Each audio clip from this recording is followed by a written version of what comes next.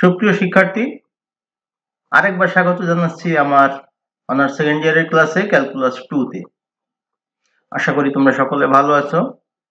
এর আগে আমরা প্রথম অধ্যায় এবং দ্বিতীয় অধ্যায়ের কাজ করেছি ক্যালকুলাস 2 তে। আজ শুরু করব আমরা তৃতীয় অধ্যায়, অর্থাৎ কতিপয় চলকের ফাংশন।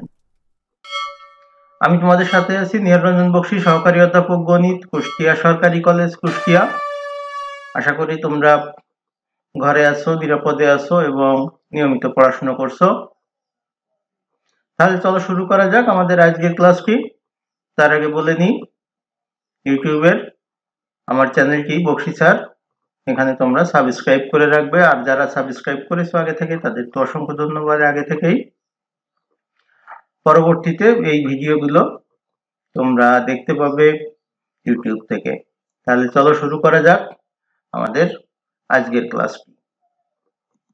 তাহলে যেটি বলছিলাম যে আজকে আমরা শুরু করব কতিপয় চলকের function, functions of several variables. তো আমার চ্যানেলটির নাম বক্সী স্যার, এবং তোমাদের সবসময় যত রকম সাহায্য লাগে সেটি আমি করে থাকি। সুতরাং তোমাদের যদি কোনো সমস্যা হয় সেটি জানাবে আর ক্লাসটি মনোযোগ দিয়ে দেখবে। তাহলে বিষয়টা বলছে যে কতিপয় চলকের ফাংশন, তার মানে এর আগে আমরা এক চলক বা দুই চলকের উপর কাজ করেছি। এখন যদি চলক বেশি হয় তখন আমাদের কি হবে? যেমন আমরা যদি এরকম বলি যে এফ অফ ধরো এক্স ওয়াই জেড, তাহলে এটাকে আমরা বলবো তিন চলকের function, X square plus Y square plus Z square বা অন্যরকম যাই হোক না কেন। কিন্তু যদি এরকম হয় F of X one, X two, X three, এরকম করে করে এক্স এন, ধরো এটি হতে পারে যে summation of 1 by X N square, বা এখানে এন এর মান বাই এক্স আর দিয়ে আর এর মান 1 to n, যেভাবে লিমিটটা দাও তাতে কোনো সমস্যা নেই। তাহলে এরকম যখন হবে তখন আমরা বিভিন্ন রকম কাজ করব। কিরকম কাজ করব? ডোমেন রেঞ্জ কিভাবে নির্ণয় করা যায়, এগুলোর লিমিট আছে কিনা, এই জাতীয় কাজ বা আরো অ্যাডভান্স কাজ অন্যান্য চ্যাপ্টারে করা হয়। এই যে কতগুলো চলক x1, x2, x3, xn, এই সকল চলকগুলো নিয়ে যখন আমরা কাজ করি তখন এই কাজগুলো কিভাবে করতে হয় সেটির শুরু এখানে ক্যালকুলাস 2 তে আমাদের তৃতীয় অধ্যায়ের শুরুতেই আছে। তো চলো আমরা দেখে নিই বইতে কেমন আছে। তো প্রথমেই কি কি আছে, যেটি প্রথমেই সংজ্ঞা আছে যে একাধিক চলকের ফাংশন বলতে আমরা কি বুঝি। মোট কথা ইউ বা এফ যাই বলি না কেন, এটা নির্ভরশীল। কার উপর নির্ভরশীল? n সংখ্যক স্বাধীন চলরাশির উপর নির্ভরশীল। চলরাশিগুলো কি? x1, x2, x3 বা অন্য কোনো নাম বা বাস্তব জীবনের কোনো ঘটনা বা অন্য কোনো উপাদান হতে পারে সেটি। তো সেটি যদি হয় তাহলে you K F of x1, x2, x3 এরকম দিয়ে প্রকাশ করা হয়। এটা হচ্ছে কতিপয় চলকের ফাংশন। ইউটা হচ্ছে তখন কতিপয় চলকের ফাংশন, সেভারাল ভেরিয়েবল, অনেকগুলো চলক। তার মানে বেশি চলক হলে কি কাজ করতে হয়, কিভাবে কাজ করতে হয় সেটি আমরা দেখব। আগে এক চলক বা দুই চলক থাকলে খুব ইজিলি আমরা কাজটি করতে পারি, পোলার বা কার্টেসিয়ান স্থানাঙ্কে। কিন্তু যখন চলকের সংখ্যা বৃদ্ধি পেতে থাকে তখন আসলে আমাদের কার্যের ধরনটা কেমন হবে সেটি হচ্ছে একটি বড় প্রশ্ন। সুতরাং বড় প্রশ্নের উত্তর পাওয়ার জন্য আমাদের এই ছোট্ট একটি চ্যাপ্টার। তো দেখা যাক এরপরে কি আছে। ডোমেন রেঞ্জ প্রথম কথা হচ্ছে, যেটি বলছিলাম ডোমেন রেঞ্জ বা অন্যান্য লিমিট বের করা। তো প্রথমেই আছে যে ডোমেন রেঞ্জটা কি হবে।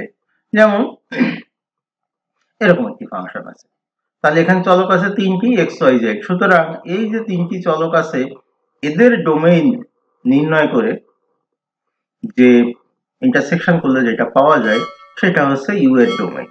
সুতরাং আমার যতগুলো চলক থাকবে সবার চলক মিলায় কমন যে ডোমেইনটা থাকবে সেই ডোমেইনটা হচ্ছে আমার ওই যে কতিপয় চলকের যে ফাংশনটি আছে সেই ফাংশনের ডোমেইন হবে। যেমন এইখানে যে 1 নং সমীকরণটি আমরা দেখতে পাচ্ছি, এই 1 নং সমীকরণের এখানে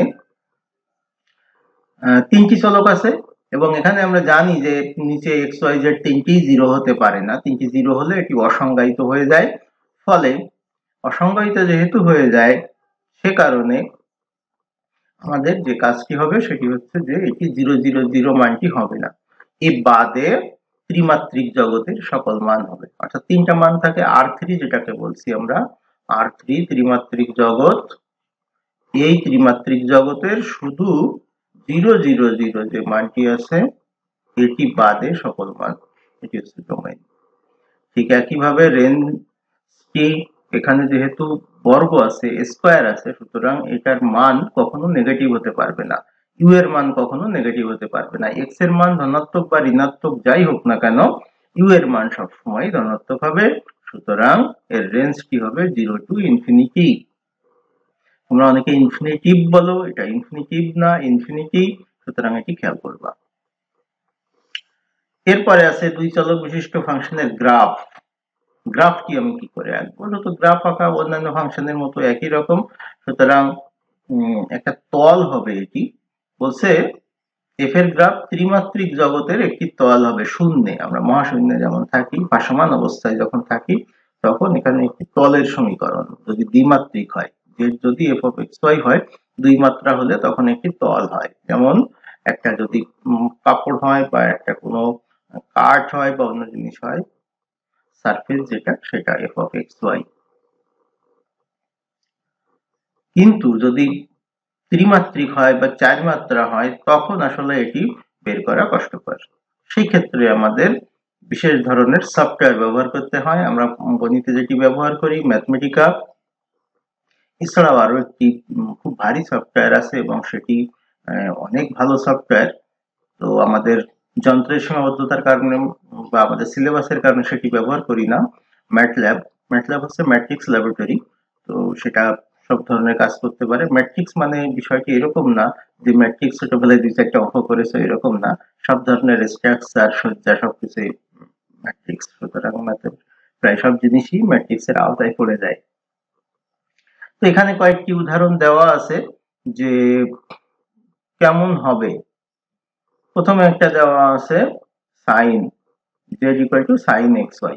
তোমরা জানো সাইনের গ্রাফটি নর্মালি সাইনের যদি হয়, তাহলে হয়তো এটা এরকম হবে, এরকম হবে সাইনের, বা এটা আসলে এইরকম হবে সাইনের। তো এরকম যদি হয়, আগে কি হবে না, এরকম যদি হয়, তাহলে এখন এটা তল যদি হয়, তাহলে তলটা এখানে দেখো যে এটা এখানে গেল, এই যে এখানে গেল, এখানে গেল, আবার এখানে গেল, সুতরাং এটিও সাইনের। বা এটা যদি অন্যরকম ডিজাইন করা হয়, সেটিও সাইনের গ্রাফ। তো সাইন এক্স ওয়াই দুটি একসঙ্গে থাকছে। এরপরে এটা যন্ত্রে সফটওয়্যার দিয়ে তৈরি করা, সুতরাং এটা এরকম হবে। এখন এরপরে আছে আরেকটা, দেখো Z equal two 1/xy। Normally যদি হতো যে Z equal to X Y, বা শুধু যদি xy ইকুয়াল টু 1 বা xy equal to k, xy equal to যদি k হতো, তাহলে তার গ্রাফটি হতো নরমালি এরকম, এরকম বা এরকম, মাইনাস হলে এরকম এবং এরকম। এখন তাহলে এই k এর মানের উপর নির্ভর করে এটি কেমন হবে।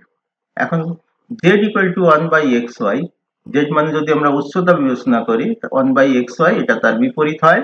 সুতরাং এই দেখো এটা এখানে এরকম এবং এখানে এরকম, এবং এটা এদিকে এরকম এবং এটা এদিকে এরকম, আর এই হচ্ছে z এর মান।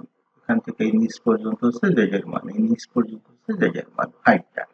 সুতরাং z যত বাড়বে কমবে, তার উপর ভিত্তি করে এটা এরকম হবে। এটা একই জিনিস, একটু ভিন্নভাবে দেখানো। এখানে গ্রিড লাইন দিয়ে দিয়েছে, এখানে সারফেস দিয়ে করেছে।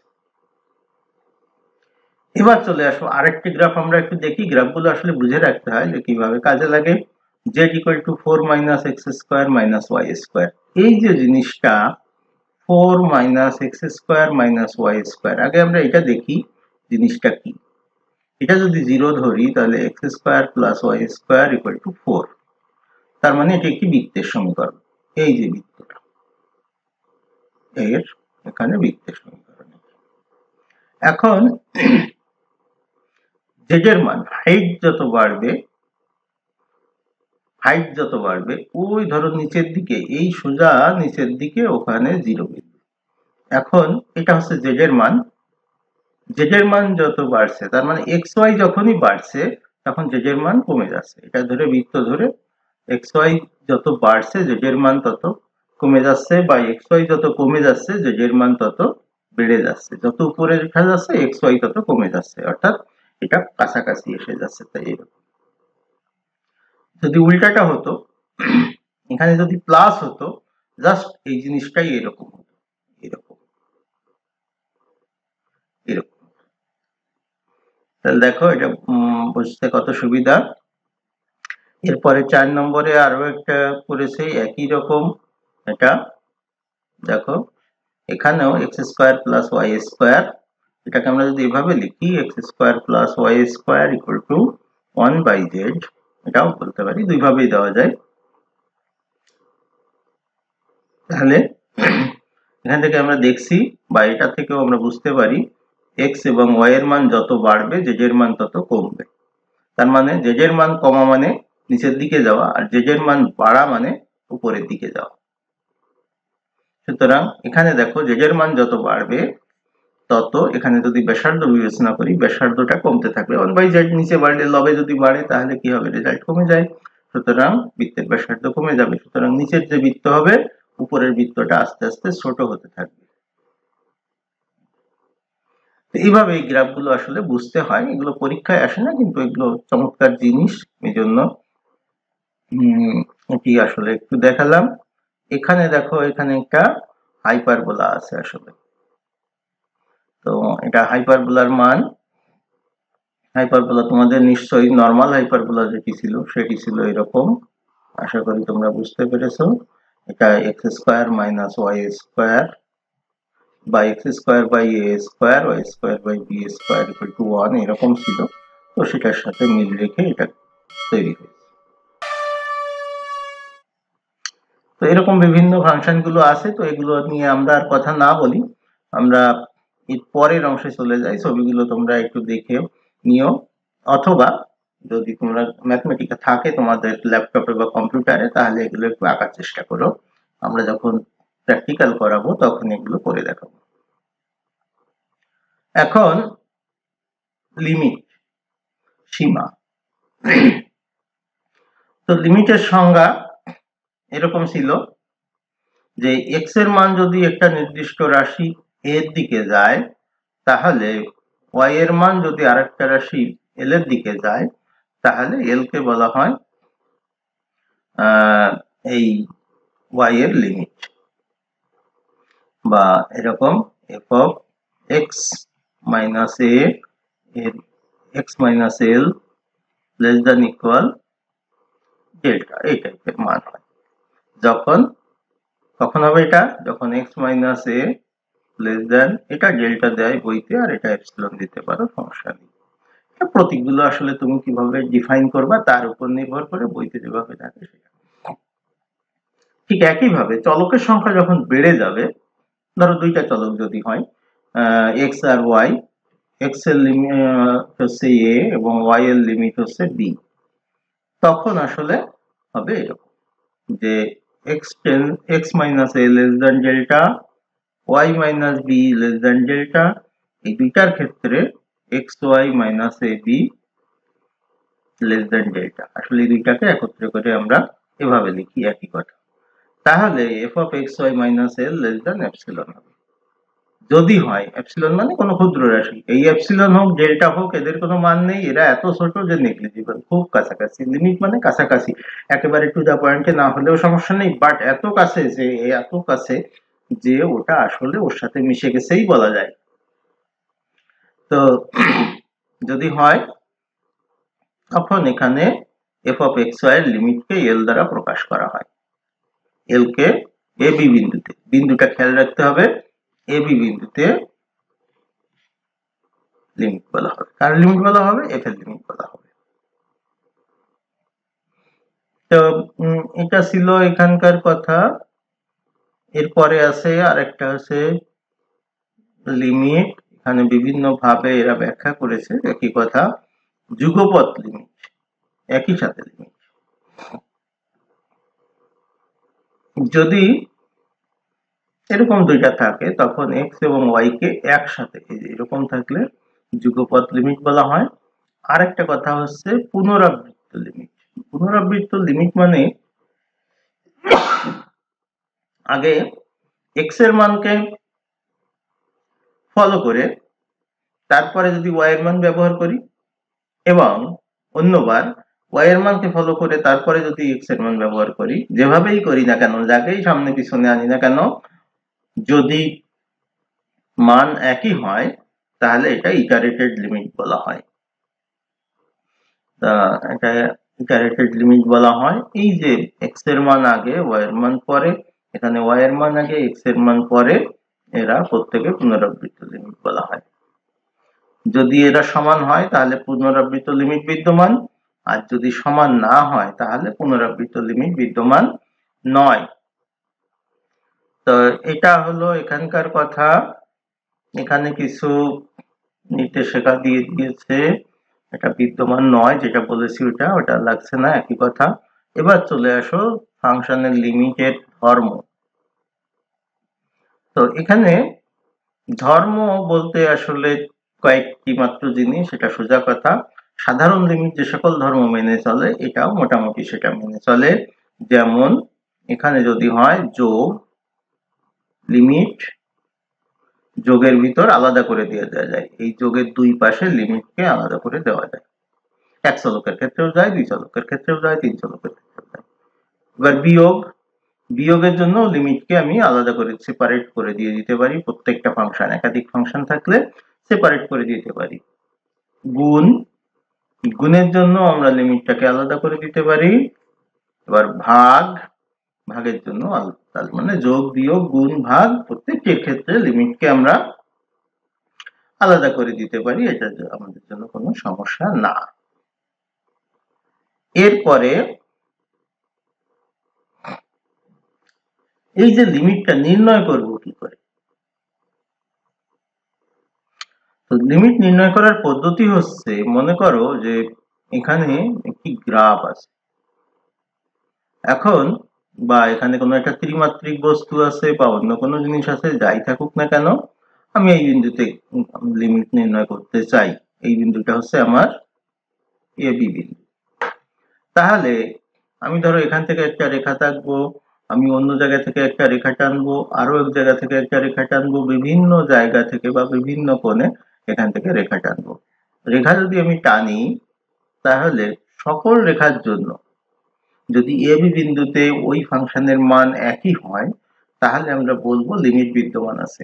আবার বলি, যত রেখা আমরা আঁকবো সকল রেখার জন্যই যদি এ বি বিন্দুতে ওই যে আমার ফাংশনটি আছে এর মান যদি একই হয় তাহলে আমরা বলবো লিমিট বিদ্যমান আছে। আর যদি সমান না হয় তাহলে আমরা বলবো লিমিট বিদ্যমান নেই। খুব সোজা কাজ। তো চলো এবার আমরা কিছু উদাহরণ করি। আমরা মোটামুটি কথাগুলো বললাম, এবার বাস্তবে প্রয়োগ করে দেখব। তো প্রথমে আছে ডোমেইন রেঞ্জ, খুব ছোট একটা বিষয়। ফাংশনটি হচ্ছে এক্স ওয়াই বা sine X Y. X Y এর জন্য ডোমেইন রেঞ্জ, এটা যেহেতু দুই চলক আছে এক্স ওয়াই, তাহলে এটা হচ্ছে R2, দ্বিমাত্রিক জগৎ। সুতরাং R2 এর জন্য এখানে এক্স এবং ওয়াই এর সকল মানের জন্য এটা নির্ণয় করা যায়, ডোমেইন হচ্ছে R2। আচ্ছা, রেঞ্জ ওই একই কথা, এটাই সমস্যা নেই। কিন্তু সাইন এক্স ওয়াই, এখানে ডোমেইন R2 ঠিকই আছে, কিন্তু সাইন থিটার মান কখনো -1 থেকে 1 এর বাইরে যায় না, তাই রেঞ্জটা হবে এটা। এবার চলে আসো, এটা সোজা 2 নম্বরে চলে যাই। এই যে ফাংশনটি, এরকম একটি এর আগে আমরা কাজ করছিলাম। আমরা জানি যে বর্গমূলের ভিতরে, রুটের ভিতরে কখনো নেগেটিভ হয় না, বা আমরা যেহেতু বাস্তব মান নিয়ে কাজ করছি সুতরাং নেগেটিভ হয় না বলে জটিল ক্ষেত্র ছাড়া। তাহলে আমাদের এর ভিতরে যেটি আছে এটি গ্রেটার দ্যান ইকুয়াল 0 হবে। এটি গ্রেটার দ্যান ইকুয়াল 0 হলে x square plus y square less than equal 4। এটা হচ্ছে x square plus y square equal 4 বৃত্ত, এটা লেস দ্যান 4, এটা এরকম হবে। সুতরাং x এর মান এমন হবে, এই পুরাটাই হচ্ছে ডোমেইন। তাহলে এই বৃত্তের অভ্যন্তরস্থ সকল বিন্দু,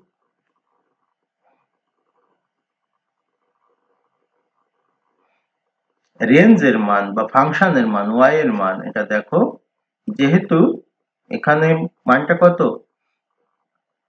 x এবং y এর মান তোমার 2 এর বেশি নাই, সুতরাং এটা এর মান 0, সর্বনিম্ন 0 হবে এবং তার চেয়ে বেশি হবে, এর বাইরে হতে পারবে না। সুতরাং আমাদের রেঞ্জ হবে 0 থেকে 2, আর রুটের ভিতর তোমরা জানো এটা 0 থেকে শুরু হয় আর xy মাইনাস আছে, সুতরাং এখানে 2 এর মান xy এর মান 2 পর্যন্ত হতে পারে, এর বাইরে আর যাবে না। সুতরাং এটার ডোমেইন রেঞ্জ তোমরা আগে থেকেই জানো। পরেরটা এটা তোমরা পারবা, এটা আমি আর দেখছি না। এটা দেখো 4 নম্বরটা দেখো যে এখানে 4 এবং 2 এর ভিতর পার্থক্য, সেখানে রুট ছিল, এখানে রুট নাই। রুট না থাকার কারণে আমাদের xy এর মান এর পরিবর্তন হবে এবং z এর মানেও পরিবর্তন হবে। এটাকে বলা হচ্ছে প্যারাবোলয়েড, কারণ xy এর মান যত বাড়বে z এর মান তত কমে যাবে, বা z এর মান যত বাড়বে xy এর মান তত কমে যাবে। কেন কমে যাবে? এই যে x 4 থেকে বিয়োগ হয়ে যাবে, xy এর মান যত বেশি হোক না কেন 4 থেকে তত বেশি বিয়োগ হবে এবং z এর মান বেড়ে যাবে। তাহলে এখানে z এর মান 0, এখানে z এর মান, এই বিন্দুতে z এর মান 4,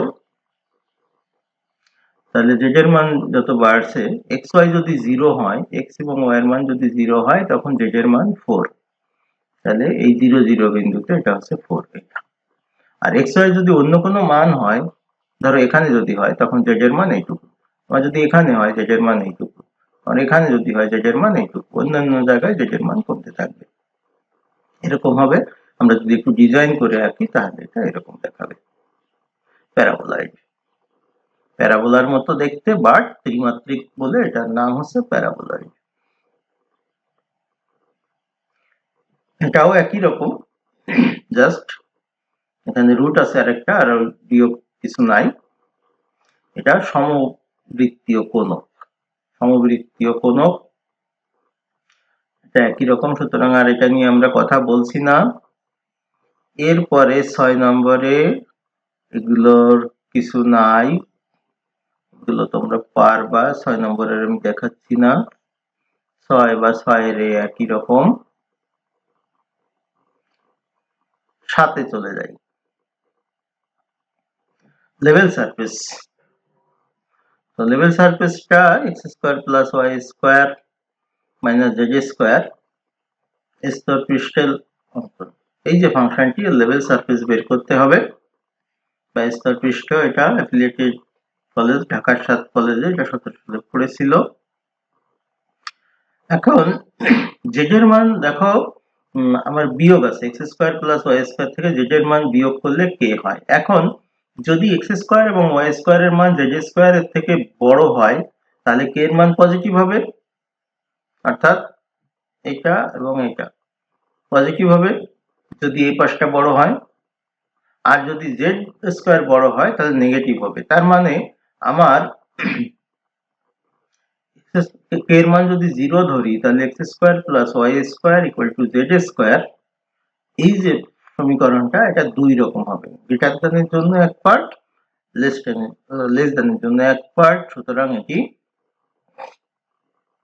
দ্বিকোণক নির্দেশ করবে। এটা দ্বিকোণক, উপরে একটা এবং নিচে একটা। এখন k এর মান 0 হলো, k এর মান যদি 1 হয়, তখন এই দুটোর বিয়োগফল সবসময় 1 হবে, তখন কোনটা একটু এখান থেকে একটু সরে যাবে, একবার সরে যাবে। k এর মান যদি 2 হয়, তাহলে আরেকটা সরে যাবে, এই যে পরেরটা পরপর দেখানো আছে। সুতরাং এই কোণগুলো স্ফীত হতে থাকবে, k এর মান যত বাড়বে এটা স্ফীত হতে থাকবে, ফলে দ্বিকোণকের সংখ্যা এভাবে বাড়তে থাকবে। তো এটা সমস্যা হওয়ার কথা না, আশা করি বুঝতে পেরেছো।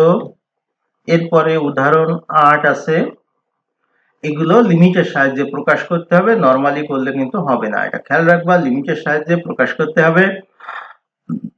এই যে বলেছিলাম limit x tends to 1 y tends to 2, এটার মান, তার মানে এটা হচ্ছে আমার f of xy, এটা হচ্ছে আমার এল, এটা হচ্ছে আমার এ, এটা হচ্ছে আমার বি।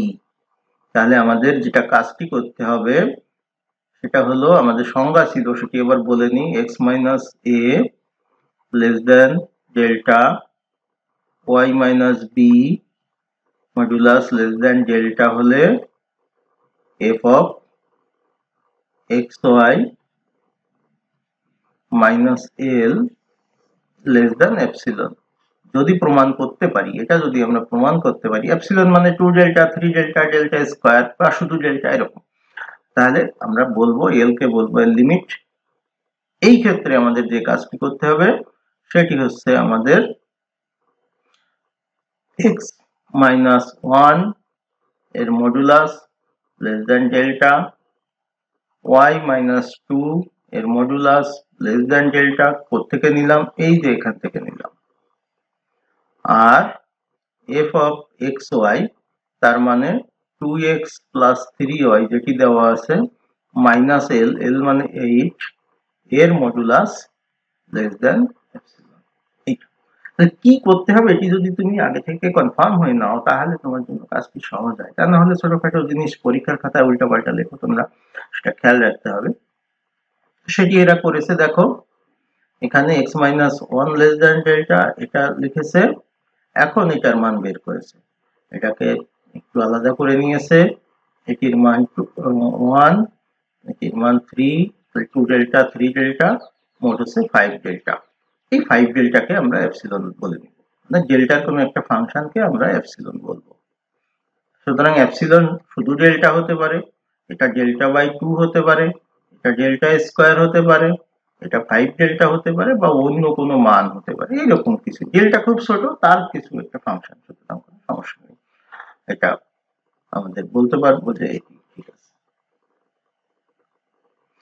এরপরে আমরা দেখাও যে এই অঙ্কগুলো খুবই সোজা, একবার এক্স এর মান বসাইছে, একবার ওয়াই এর মান বসাইছে, এটা তোমরা পারবে। সুতরাং এটি নিয়ে আমি আর কথা বলছি না, খুব সোজা কাজ।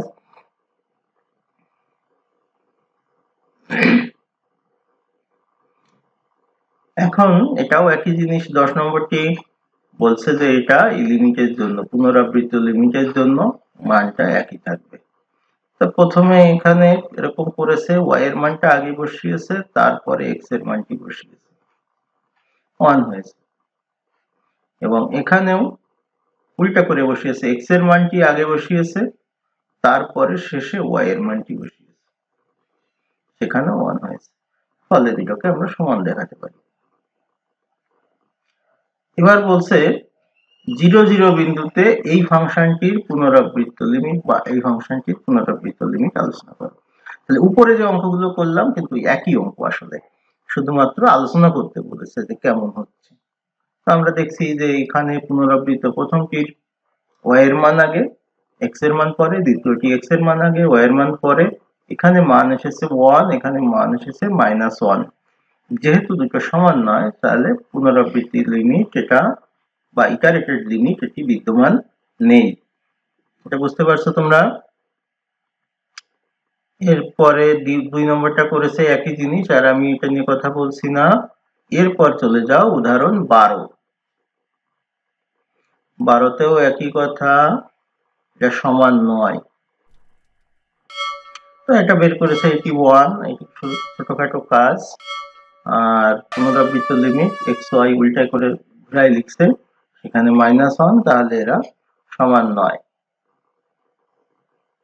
যেহেতু সমান নয় তাহলে আমরা বলতে পারি এই লিমিটটা বিদ্যমান নয়। এই লিমিটটা বিদ্যমান নয় এটি আরেকভাবে করা যায়, আমরা অন্য অঙ্কের ভিতর করব, এটাই আর আমি না যাই, অন্য অঙ্কের ভিতর করব একই নিয়মে, আমরা পরেরটাই চলে যাই। এখানে বলছে লিমিটটি বিদ্যমান নয়। তো প্রথমে এটি ধরেছে এটির মান 1 হয়েছে, একই কাজ, একবার y এর মান আগে x এর মান আগে এভাবে করেছে, এটির মান -1। যেহেতু সমান নয় তাই পুনরাবৃত্ত লিমিট বিদ্যমান নয়। কিন্তু একটা কথা মনে রাখতে হবে, যদি সমানও হতো, এটা -1, যদি এটা এবং এটা এই পাশেরটা সমানও হতো, তাহলেও আমরা বলতে পারবো না যে এটা লিমিট আছে কি নেই, লিমিট আছে কি নেই। সমান হলেও আমরা বলতে পারবো না, সেক্ষেত্রে আমাদের সংজ্ঞায় যেতে হবে। কি সংজ্ঞা ছিল? ওই যে ভিন্ন ভিন্ন রেখা বরাবর ওই একই বিন্দুতে যদি ফাংশনের সকল ক্ষেত্রে মান একই হয়, তাহলে আমরা বলবো পুনরাবৃত্ত লিমিট বিদ্যমান। আর এই ক্ষেত্রে যদি অসমান হয় তাহলে আমরা বলবো যে লিমিট নাই, বাট সমান হলে আমরা কনফিউশনে থেকে যাব, এটা হতেও পারে নাও পারে। আচ্ছা, তো এখানে যেহেতু অসমান সুতরাং আমাদের কোনো সমস্যা নেই। এখানে বলছে পুনরাবৃত্ত লিমিট বিদ্যমান কিন্তু যুগপৎ লিমিট বিদ্যমান নয়। এটা মজার জিনিস, পুনরাবৃত্ত লিমিট আর যুগপৎ লিমিট। পুনরাবৃত্ত মানে ইটারেটেড, একটা ব্যবহার করব, তারপরে আরেকটা ব্যবহার করব, তারপরে আরেকটা ব্যবহার করব। আর যুগপৎ যেটা লিমিট, সেটা সাইমালটেনিয়াস লিমিট যেটা, সেটার ক্ষেত্রে আমাদের যে কাজটি করতে হবে, একই সাথে এক্স ওয়াই কে ব্যবহার করতে হবে, তখন এটি যুগপৎ হবে একই সাথে। আর পুনরাবৃত্ত বলে একটা শেষ হলে আরেকটা, আরেকটা শেষ হলে আরেকটা, এভাবে হচ্ছে পুনরাবৃত্ত লিমিট। আর এটা হচ্ছে যুগপৎ লিমিট। তো আমরা দেখি, এতক্ষণ আমরা দেখলাম পুনরাবৃত্ত লিমিট, এখন দেখবো আমরা যুগপৎ লিমিট। তো পুনরাবৃত্ত লিমিটটা আগে করে নেওয়া হয়েছে। এটি দেখো, এখানে y এর মান আগে নিয়েছে, x এর মান পরে ব্যবহার করেছে, এখানে 0 হয়েছে, এবং এখানে x এর মান আগে ব্যবহার করেছে, y এর মান পরে ব্যবহার করেছে, সেটিও 0 হয়েছে। এটা পুনরাবৃত্ত লিমিট, সুতরাং পুনরাবৃত্ত লিমিট বিদ্যমান। এখন আমি একই সাথে কিভাবে ব্যবহার করব, এটার একটা সহজ পদ্ধতি হচ্ছে মূল বিন্দুগামী একটি সরলরেখা ব্যবহার করা। মূল বিন্দুগামী সরলরেখা মানে x এবং y দুইটাই থাকে। আমরা অন্য সরলরেখাও ব্যবহার করতে পারি, কিন্তু সেটি অনেক জটিল হয়ে যায়, সেই কারণে আমরা মূল বিন্দুগামী সরলরেখা ব্যবহার করছি y = mx। একই সাথে y এবং x ব্যবহার করতে হবে, এটা বলেছিলাম, সুতরাং y = mx নিলাম। এই ফাংশনটিতে আমাদের যে ফাংশনটি ছিল, এখানে y এর মান mx নিলাম, y এর মান mx বসালাম, এখানে বসালাম। এইখানে এসে আমি আটকে গেলাম। কেন আটকে গেলাম? উপরে আছে m, নিচে আছে 1 + m²। এমটা কি? ঢাল। ঢালটা কি? Tan theta. তাহলে এম হচ্ছে ট্যান থিটা। তাহলে এম এর মান কিসের উপর নির্ভর করবে? থিটার উপর। সুতরাং সরলরেখা যদি ভিন্ন ভিন্ন হয়, সরলরেখা যদি ভিন্ন ভিন্ন হয়, তাহলে আমার থিটা গুলো ভিন্ন ভিন্ন হয়ে যাচ্ছে, সব থিটা গুলো, সব থিটা ভিন্ন হয়ে যাচ্ছে, রেখা আলাদা হয়ে যাচ্ছে। ভিন্ন ভিন্ন রেখা বরাবর মান একই হতে হবে, তাহলে যুগপৎ লিমিট থাকবে বা লিমিট থাকবে। সুতরাং আমি দেখছি যে এখানে m এর মান 1 দিলে একটা আর পাবো, m এর মান 2 দিলে আরেকটা পাবো, m এর মান 3 দিলে আরেকটা পাবো। তার মানে হচ্ছে m এর মান 1 দিলে একটা সরলরেখা, 2 দিলে আরেকটা সরলরেখা, 3 দিলে আরেকটা সরলরেখা। ভিন্ন ভিন্ন সরলরেখা বরাবর এর মান ভিন্ন ভিন্ন আসবে, কারণ m/1 + m², m আলাদা হলেই মান আলাদা হয়ে যাবে। ফলে আমাদের যুগপৎ লিমিট বিদ্যমান নেই, ফলে এর লিমিটই বিদ্যমান নেই। আমরা একবারেই বলে দিতে পারি যুগপৎ লিমিট নাই, তো ওর লিমিটই নাই।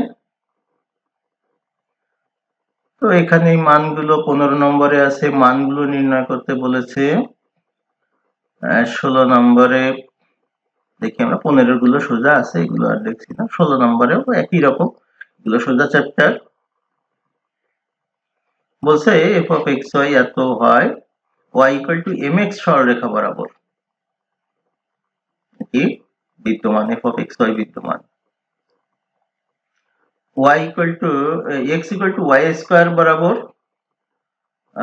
f(x, y) লিমিটটা বিদ্যমান, বাট টোটালি লিমিটটা বিদ্যমান নয়। তো আমরা দেখছি y = mx রেখা বরাবর আমরা নিলাম, ওখানে y এর পরিবর্তে mx নিলাম, mx নিলাম, এখানে কাটাকাটি করে এটি থাকলো, থাকার পরে x এর মান বসাই দিলাম, 0 হলো। 0 যেহেতু হলো, তার মানে একটা মান আছে, মান আছে মানে এক্সিস্ট করে। অসংজ্ঞায়িত যদি হতো তাহলে আমরা বলতাম এক্সিস্ট করে না, সুতরাং লিমিট বিদ্যমান। এখন প্যারাবোলা বরাবর y = x², y = x² মানে এরকম প্যারাবোলা বরাবর, এই প্যারাবোলা বরাবর আমাদের এই ফাংশনটি বিদ্যমান কিনা সেটি চেক করব। সেটির মান 1, সেটি বিদ্যমান আছে। কিন্তু সমস্যাটি হলো যে এখানে y = mx বরাবর 0, সরলরেখা বরাবর, বক্ররেখা বরাবর এটার লিমিট হচ্ছে 1। তাহলে সরলরেখা বরাবর একরকম, বক্ররেখা দিয়ে গেলে ওই জায়গায় পৌঁছালে, বক্র মানে বাঁকা পথে যদি আমি ওই বিন্দুতে পৌঁছাই তাহলে লিমিট 1, আমি যদি স্ট্রেট যাই তাহলে লিমিট 0। ফলে ওই বিন্দুর আসলে কোনো সুনির্দিষ্ট লিমিট নাই, তাই এটাকে আমরা লিমিট আছে বলতে পারছি না। তো এটা অন্যভাবেও করা আছে, y = √mx, এটা আসলে বক্ররেখা বরাবর অন্য একটা বক্ররেখা নিয়েছে। এখন অন্য একটি বক্ররেখা মানে এটাও বলে দিতে পারি, সেটা হচ্ছে y² = mx, তার মানে এটি আরেকটি প্যারাবোলা, এই প্যারাবোলা বরাবর নিয়েছে। তার মানে আগে যে এই প্যারাবোলা বরাবর নিয়েছিল তখন মান ছিল 1, এই প্যারাবোলা বরাবর যখন নিয়েছে তখন আসলে মান এক এক সময় এক এক রকম হবে, কারণ m এর মান ভিন্ন, ফলে বিদ্যমান নয়। এর পরের উদাহরণটি দেখো, উদাহরণ 17, এটি বিদ্যমান, এক্সিস্ট করে, ভ্যালু। সুতরাং এটির একটু আমরা কাজ করে নিয়েছি, সেটা হলো x এবং √x² + y², এর ভিতর কে বড়? নিশ্চয়ই নিচেরটা বড়, কারণ অতিরিক্ত y² আছে, তাহলে এটা <= 1। এখন যদি y এর মডুলাস গুণ করে দিই এর সাথে, তাহলে এখানেও y এর মডুলাস গুণ হয়ে যাবে, সেটি এটি বের করেছে। তাহলে y এর মান যদি 0 বসিয়ে দিই আমরা, তাহলে এখানে <= 0 হয়। এখন এটার মান <= 0, এখানে খেয়াল করো মডুলাস থাকার কারণে এর মান কখনোই নেগেটিভ হবে না। তাহলে সর্বনিম্ন মান কত? সর্বনিম্ন মান 0, সুতরাং এর লিমিটটা হচ্ছে 0। লিমিটটা 0 হওয়াতে বিদ্যমান থাকলো। এরপরে আরেকটা দিয়েছে 2xy/x² + y², এবং সেখানে বলছে বিদ্যমান নয়, আমি এটা বলছি না, পরেরটায় চলে যাই। 19 নম্বর, 19 নম্বরে বলছে বিদ্যমান নয়। এখন x = my², বা এটা অন্য কোনো মান নিয়েও ব্যবহার করা যায়, এগুলো আসলে নিতে হয় এমন করে মান আমাদের ক্যালকুলেশনটার জন্য সুবিধা হয়। কারণ হচ্ছে যন্ত্রের কাছে দিলে, কম্পিউটারে করলে তখন তুমি অন্যান্য মান ব্যবহার করতে পারো, কিন্তু এখানে তুমি করতে পারছো না। তো এখানে তোমার ক্যালকুলেশনের সমস্যা, হাতে করতে সমস্যা। তো এখানে দেখা যাচ্ছে যে m/m² + 1, তাহলে এই বক্ররেখা বরাবর এর সীমা নেই, এটা বিদ্যমান নেই। এরপরে এর সীমা বিদ্যমান নয়, এটাও একইভাবে করা, সুতরাং 20 নম্বর উদাহরণটিও সোজা, তোমাদের সমস্যা হবে না। এরপরে চলে যাও 21 নম্বর। এরকম একটি অঙ্ক আমরা একটু আগে করেছি ডেল্টা এপসিলন ডেফিনিশনের মাধ্যমে। লিমিট গুলো খেয়াল করো, 0 0 0 তিনটা, তার মানে x - 0 এটা লেস দ্যান ডেল্টা হবে, y - 0 এটি লেস দ্যান ডেল্টা হবে, এবং z - 0 এটি লেস দ্যান ডেল্টা হবে। সেটি এরা লিখেছে, 0টি আর লেখেনি। এখন এখানে আমার যেহেতু এর মানটা হচ্ছে 0, এই 0 এটা হচ্ছে আমার l, তাহলে আমাদের কি কাজ করতে হয়? মডুলাস অফ f - l এটি লিখতে হয়, f এর ভিতর যা থাকে সেটা। f এর মানটা এখানে এটা আছে, l এর মান 0, এবং এটা 0, মডুলাস গুলো যদি আলাদা করে দেওয়া হয়, এখানে একটু ছোট্ট লাইন আছে তোমাদের, লাইনটা হলো modulus of a plus b less than equal modulus a plus modulus b। কেমন উদাহরণ দেই? যেমন এর মান যদি 2 হয়, b এর মান যদি 3 হয়, তাহলে এটা 5 হচ্ছে, তখন এটা সমান হচ্ছে আলাদা করলে। কিন্তু একটার মান যদি এর মান যদি 3 হয়, বি এর মান যদি -2 হয়, তখন কি হয়? এ পাশে হয় 3 - 2 মানে 1, আর এ পাশে হয় মডুলাস 3 মডুলাস 2, এ পাশে হয় 5। সুতরাং এই সেটটা বড় হয়, এই জন্য এটা হয়। এখানে তিনটা আছে, তিনটাই আলাদা করে দিয়েছে, তখন এই সমান চিহ্নটা আসলে লেস দ্যান ইকুয়াল হয়ে যাবে। এই জায়গায় যদি ভুল করো তাহলে কিন্তু মার্ক পাবে না, এটা আমরা চেক করব। তো এটা ডেল্টা ডেল্টা ডেল্টা। আরেক লাইন এখানে কথা আছে, এক্স স্কোয়ারটা এক্স হয়ে গেল কি করে? মডুলাস অফ এক্স স্কোয়ার এবং মডুলাস অফ এক্স কে বড়? যেহেতু এক্স এর মান লেস দ্যান ডেল্টা, তার মানে এক্স খুব ছোট, ধরো এক্স এর মান 0.01, তাহলে এক্স স্কোয়ার কি হবে? 0.0001, এটি হবে এক্স স্কোয়ার। তাহলে এক্স স্কোয়ার থেকে আমি যখন এক্স এ যাব, তখন আসলে এক্স এর মানটা বড় হয়ে যাবে, তার মানে এক্স বড়। এই জন্য এইখানে খেয়াল করো তোমরা, এই ভুলটা করা চলবে না, আমি আবার সতর্ক করে দিচ্ছি যে এটা সমান চিহ্ন হবে, এটা লেস দ্যান হবে, এবং এটাও লেস দ্যান হবে। তার মানে এটার কারণ হলো যে এই এক্স স্কোয়ারের চেয়ে কিন্তু এক্স বড়। এই যে আমি এখানে উদাহরণ দিলাম, এটি খেয়াল করো, এটা ওয়াই স্কোয়ারের চেয়ে ওয়াই বড়, জেড স্কোয়ারের চেয়ে জেড বড়, ফলে এর চেয়ে এই রাশিটি বড়, উপরের রাশিটির চেয়ে নিচের রাশিটি বড়, তাই লেস দ্যান। যদি এটি এবং এটি সমান হতো, তাহলে এখানে লেস দ্যান ইকুয়াল না দিয়ে আমরা শুধু ইকুয়াল দিতাম। খুব ছোট্ট জিনিস, সূক্ষ্ম জিনিস, এটি ভালো করে খেয়াল করবে। তো এটা 3 ডেল্টাকে আমি এপসিলন লিখতে পারি, একটু আগেই বলেছিলাম, ভিডিওটি ভালো করে দেখবে। সুতরাং এটি হয়ে গেল। এরপরে আরো একটি আছে ঠিক একই রকম, কিন্তু এটা 2 চলক। তো 2 চলক থাকাতে কিন্তু এখানকার ফাংশনটি বেশ ঝামেলাপূর্ণ ফাংশন।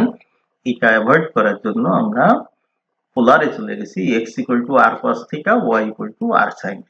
এই মানগুলো এখানে বসানো হয়েছে। বসানোর পরে এখানে সূত্র হয়েছে এটা cos স্কয়ার θ - sin স্কয়ার θ, এখানে cos স্কয়ার θ - sin স্কয়ার θ, এটা সূত্র হচ্ছে cos 2θ, আর sin 2θ সূত্র হচ্ছে 2 sin θ cos θ, 2 sin θ cos θ। তো এখান থেকে এটার মান এখানে ধরা হয়েছে এবং এইটার মান এখানে ব্যবহার করা হয়েছে। আবার এখানে 2 এর জায়গায় একটা 4 নিলে, এখানে যদি 4 নাও তাহলে এখানে একটা 2 হয়, তাহলে 2 sin θ cos 2θ হচ্ছে 2 sin 2θ cos 2θ, এটার মান হচ্ছে আবারও এই সূত্র ব্যবহার করা হয়েছে, সুতরাং sin 4θ। এবং sin θ এর মান কখনো মডুলাস, sin θ এর মডুলাস লেস দ্যান ইকুয়াল 1 হয়, মানে sin θ -1 থেকে 1 মডুলাস করলে একের চেয়ে ছোট হয়, তাই এটার মান r²/4 এখানে লিখেছি এটা। আর এখানে যদি ডেল্টা ধরে নাও, আর এর মান x² + y², সুতরাং রুটটা উঠে গেল। আবারও একই জিনিস, x² থেকে আমি যখন x লিখছি, y² থেকে যখন আমি y লিখছি, তখন কিন্তু আসলে এটা লেস দ্যান চিহ্নই থাকবে। যদি এই দুটো সমান হতো তাহলে আমি জাস্ট ইকুয়াল চিহ্ন দিতাম। এটা ডেল্টা ডেল্টা 2 ডেল্টা 2 ডেল্টা আর 1/4 কাটলে ডেল্টা/2, এই ডেল্টা/2 কে আমি এটা এপসিলন লিখে দিলাম। তাহলে আমার এই হয়ে গেল এপসিলন, ডেল্টা এপসিলন ডেফিনিশন অনুযায়ী আমার সংজ্ঞাটি হয়ে গেল। তো এই মোটামুটি ছিল এখানে এরকম, আর যে দুই একটা আছে এই শেষের অঙ্কটি করতে পারো, এটির মান বের করতে পারো বৃত্তীয় হেলিক্স এর প্যারামেট্রিক সমীকরণ বরাবর। তো এটা যেটা দেওয়া আছে সেটা তো আছে, এটা সমস্যা নেই। এখানে লিমিট গুলো x এর মান, y এর মান এবং z এর মান এখানে দেওয়া আছে, সবই নাকি দেওয়া আছে। এই এখন এই হেলিক্স বরাবর যেহেতু হেলিক্স এর মানগুলো x এর মান, y এর মান এবং z এর মান এখানে বসিয়ে দিলাম। বসিয়ে দিলে এটা হচ্ছে 1 + cos t এখন t টেন্স টু পাই ছিল, তো এখন এটা লিমিটের কাজ তোমরা ইন্টারে করেছো, ফার্স্ট ইয়ারে করেছো। এখানে ব্যবহার করা হয়েছে, এটার মান দেখো কোয়াড্রেন্ট অনুযায়ী চেঞ্জ হয়েছে। 1 minus cos theta, 1 minus cos 2 theta, এটা হচ্ছে 2 sin স্কয়ার থিটা। এখানে স্কয়ারে গেলে কোণগুলো সবসময় অর্ধেক হয়ে যায়, তো সেটি ব্যবহার করা হয়েছে, লিমিট ব্যবহার করা হয়েছে এটি দিয়ে। আশা করি বুঝতে পেরেছো এটা। তাহলে এটার মাধ্যমে আমরা দেখলাম যে কাজগুলো হয়ে গেল, আমরা মানটা 0 বের করতে পেরেছি। তো এই ছিল আমাদের আজকের ক্লাস। প্রথম ক্লাসটি তৃতীয় অধ্যায়ের শেষ হলো এর মাধ্যমে। এরপরে 3B তে আমরা করতে পারবো। ততক্ষণ পর্যন্ত তোমরা সবাই সুস্থ থাকো, ভালো থাকো। করোনার ভিতর সবাই ঘরের ভিতর থাকো, বাইরে যেও না, তোমাদের এই কামনা করি, এবং নিয়মিত পড়াশোনা করো। এর সাথে আমি কিন্তু আগেও বলেছি তোমরা কিন্তু অবশ্যই পরীক্ষার প্রস্তুতি নেবে। তোমাদের সেকেন্ড ইয়ারে করোনার জন্য তোমাদের তেমন কোনো সমস্যা হবে না, যারা ফোর্থ ইয়ার মাস্টার্স তাদের হয়তো সমস্যা হচ্ছে, তোমাদের সমস্যা হবে না এই অর্থে যে চাকরির ক্ষেত্রে, প্রবেশের ক্ষেত্রে তোমাদের খুব বেশি বিপদে পড়তে হবে না। সেটির দিকে মাথায় রেখে প্রতিযোগিতামূলক প্রস্তুতি, ব্যাংক বা বিসিএস এর জন্য প্রস্তুতি নাও। কোনো সমস্যা হলে আমাকে জানাও, আমি তোমাদের সর্বতর সহযোগিতা করব। আজকে এই পর্যন্ত, ভালো থাকো, সুস্থ থাকো, সবার জন্য শুভকামনা।